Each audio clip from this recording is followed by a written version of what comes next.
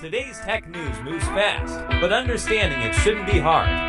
That's why Snarful Solutions Group brings you Connecting the Dots, where we break down what's happening in tech and why it matters to you. Now, let's dive in with your hosts. Welcome to Connecting the Dots, brought to you by Snarful Solutions Group right here in Sacramento, California. I'm Alex. And I'm Morgan. Good to have you with us today. It is Monday, June 9th, 2025. And it looks like another beautiful day shaping up here in the capital city. Sunny skies predicted all day. Yeah, getting warm though. Expected to hit about 93 degrees Fahrenheit. Definitely shorts weather. Yeah. Let's quickly check the markets as trading closed up just a bit ago. Right. The Dow Jones Industrial Average finished the day at 42,673.13. And the S&P 500. The S&P closed at 6,003.4. So holding above that 6,000 mark. Okay. All right, let's shift gears then.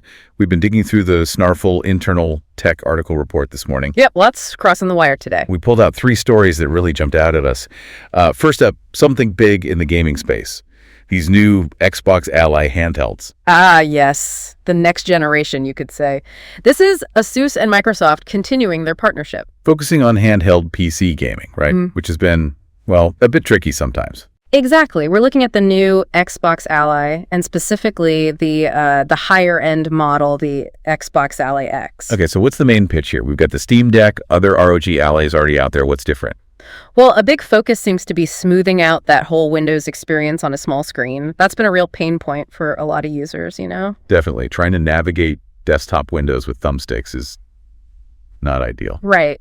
So they've apparently built a new Xbox app experience. It runs on top of a super slimmed down version of Windows underneath. Okay. The whole idea is to make it feel much more like a console, less like a tiny PC you're wrestling with. Easy navigation with the gamepad is key. Making it more intuitive, basically, less friction. Precisely. And it's not just about looks. This new app, when you go full screen in a game, it actively minimizes background Windows stuff. Oh, interesting. Yeah, the reports are saying it could free up potentially up to 2 gigabytes of RAM. Wow, okay. That's actually pretty significant on a handheld.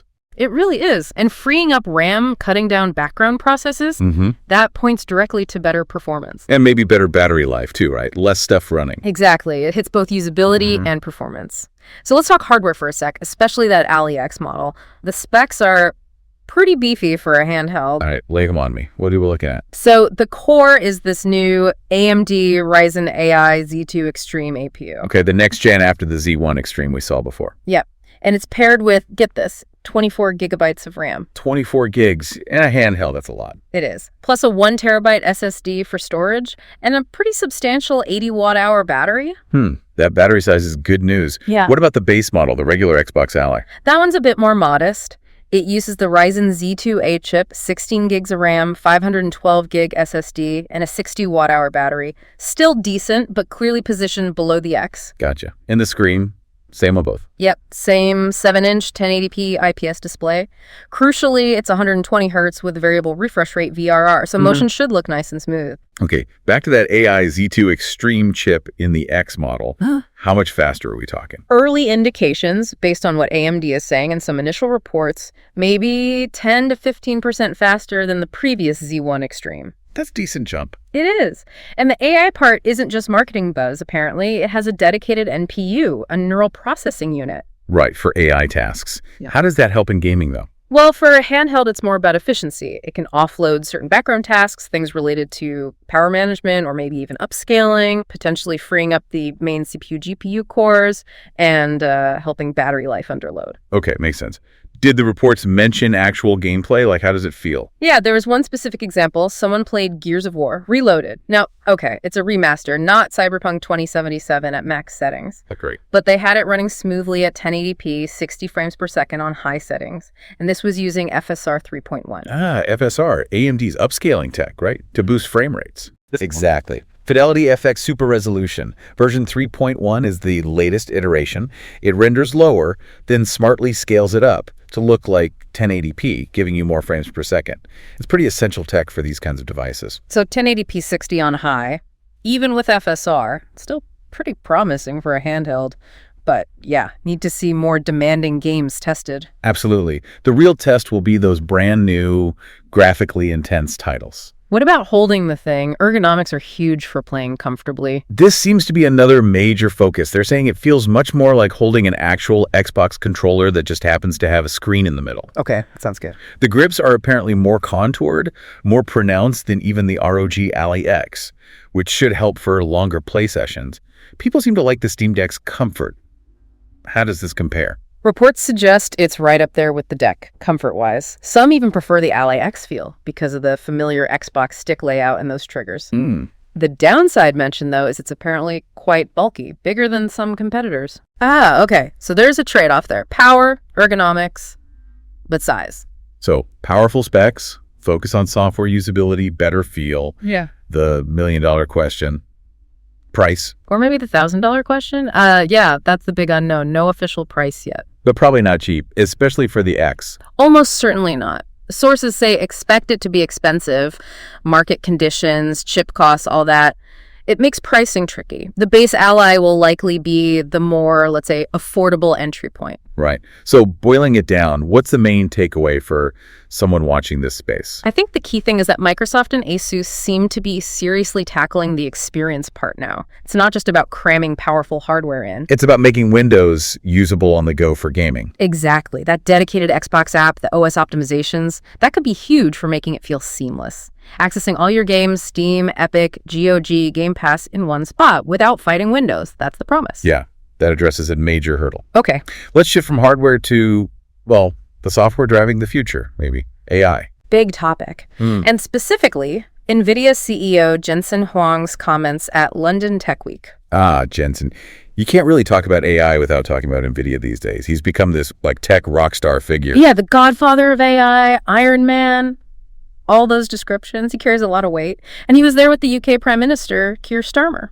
And he had some very positive things to say about the UK's AI scene, right? Extremely positive. Called the UK the envy of the world and said it's in a Goldilocks circumstance for AI. Goldilocks, meaning just right. Pretty much. He pointed to the mix, a vibrant VC scene, strong university research, and the fact that the UK is number 3 globally in AI venture capital, just behind the US and China. That combination, he thinks, is ideal. That's high praise. Was there more to it than just compliments? Any announcements? Oh, yeah. Starmer announced a big government plan, train 7.5 million UK workers in AI skills by 2030. Wow, 7.5 million. That's ambitious. It is, and NVIDIA is directly involved. They're sponsoring a talent pipeline initiative, and there's a $185 million investment earmarked for AI education, schools, universities. So NVIDIA isn't just selling the shovels for the AI gold rush, they're helping train the miners too. That's a good way to put it. Huang really framed AI as fundamental infrastructure, like electricity. He sees it changing everything. He also called it the great equalizer, didn't he? Which sounds maybe counterintuitive. How so? His point was about accessibility. He argued AI lets people interact with complex tech using natural language, just talking or typing normally, instead of needing specialized skills like coding. So lowering the barrier to entry for tech fields like programming or cybersecurity? That's the idea. If you can describe what you want in plain English, the AI helps you achieve it. He and Starmer, too, actually said the goal is to make humans more human by handling the complex technical stuff. Interesting perspective. And NVIDIA is backing this up with action in the UK. Seems so. They've committed to partnering on upskilling workers, helping build out domestic AI compute infrastructure, even setting up an AI lab there. And this fits into a broader global picture, right? Other countries are racing on AI too. Absolutely. You mentioned Oracle investing billions in UK cloud infrastructure as well. It's definitely a global race for AI dominance, both the tech itself and the skilled workforce. Which naturally leads to the jobs question. Everyone worries AI will take their jobs. What was Huang's take? He tackled it directly, acknowledged AI could maybe do 20, 30, 40% of the tasks in many jobs, but, and this is key, he stressed it can't do 100% of our jobs. So augmentation, not replacement. That was his message. The crucial thing, he argued, is for people to learn how to use AI effectively. It becomes a tool you collaborate with. Okay, so stepping back, what's the bigger picture here? I think it shows AI is viewed as strategic national infrastructure now, not just another tech trend. Governments and giants like Nvidia are collaborating heavily to build capacity, both machines and people. And the vision is AI is a tool that makes tech more accessible, but requires major workforce adaptation. Exactly. It's a massive push for both the hardware and the skills, and it signals a fundamental shift in how work might get done across many industries. Continuous learning is going to be key. All right, one more shift. From AI infrastructure to fast fashion supply chains. Quite a pivot. Yeah, but also really interesting in terms of global shifts.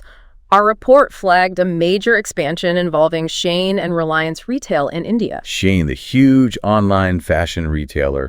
What are they up to in India? They're dramatically scaling up their manufacturing base there, working with their Indian partner, Reliance Retail. How dramatic are we talking? The goal is to go from about 150 Indian manufacturers now to 1,000 within a year. 1,000. Wow, that's huge growth. What's behind that push? The main driver seems to be diversification, moving some manufacturing reliance away from China. Because of the whole U.S.-China trade tension situation. That's a big part of it, yeah.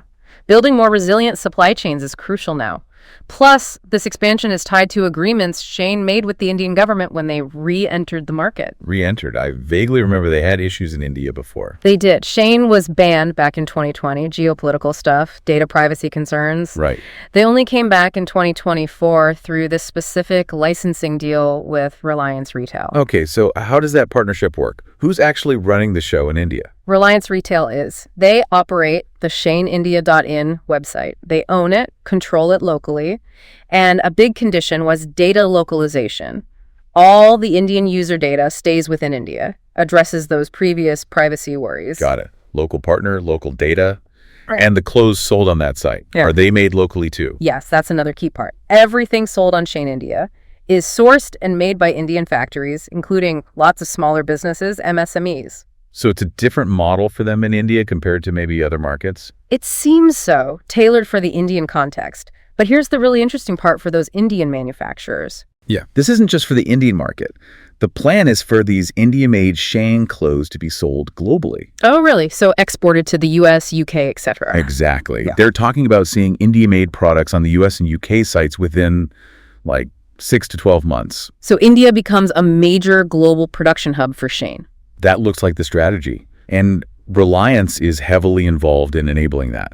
They're investing in the suppliers, helping with materials, even importing machinery to help them scale up production. Are they using Shein's typical super fast, small batch model? Yes, they're bringing that model too.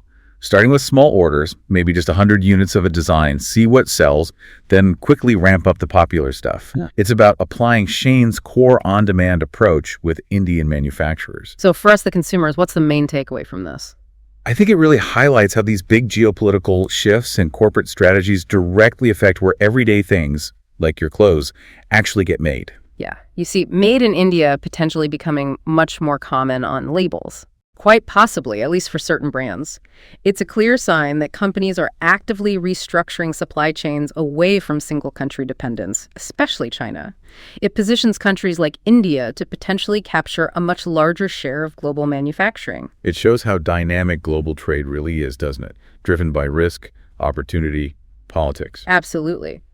It means major players like Shein and Reliance are making bold moves to build new, potentially more stable sourcing networks, and India seems poised to be a major beneficiary right now. Fascinating stuff. Okay, so let's quickly recap the ground we covered today. Right. We started with that new Xbox Ally X handheld, looking at the hardware boost, but really focusing on the improved software experience aimed at making Windows gaming on the go much smoother. Then we talked about AI, Jensen Huang's big pronouncements at London Tech Week, framing AI as crucial infrastructure, and the UK's huge push, with Nvidia's help, to upskill millions of workers for that future. And finally, we looked at the world of fast fashion and global supply chains, with Shein and Reliance making a massive bet on expanding manufacturing in India, driven by diversification and aiming for global exports. 3 quite different areas, but all touching on major shifts in technology, skills, and how and where things get made globally. We are here to help here at Snarful, so reach out on our website if you have any more questions. That's a wrap on today's top stories. Remember, tech doesn't have to be complicated, and we're here to help connect the dots. If you've got questions or want to learn more, visit us at snarful.com. Thanks for listening, and we'll catch you next time.